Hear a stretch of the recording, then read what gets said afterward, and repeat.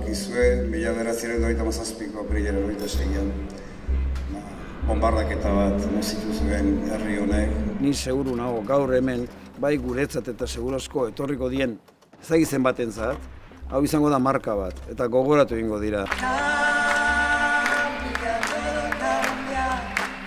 Ni hona etorri nahi zenean aurrena gogatu naiz nire osabarekin. Nire osaba, bombardaketa egunean hemen gertatu zen, eta hementxe zauritu zuen hegazkin batek. I think of Baghdad, I think of Beirut, I think of Teheran. Papatian eztanda batzuk sentitu ziren, su zirristadak eta kea ikusi nituen herriaren beste muturrean.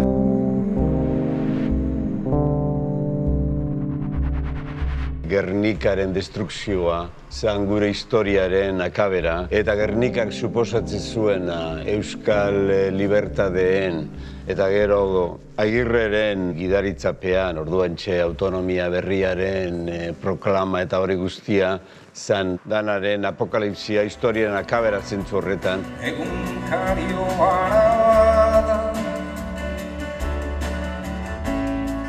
eroaten dut galtzetan. Nik etxian badaukat testigantza oso zuzena.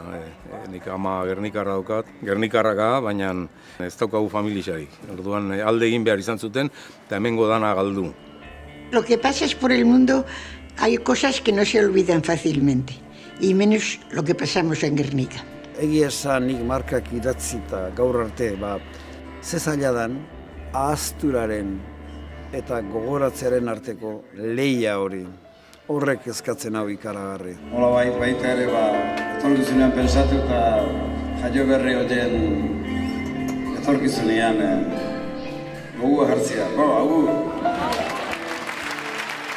Hay algo en la conciencia universal que acusará ante la historia el hecho monstruoso de que pueda permitirse por el mundo el atropello, el vilipendio y la esclavitud de un pueblo que nació y vivió para el arte, el derecho al trabajo y la paz.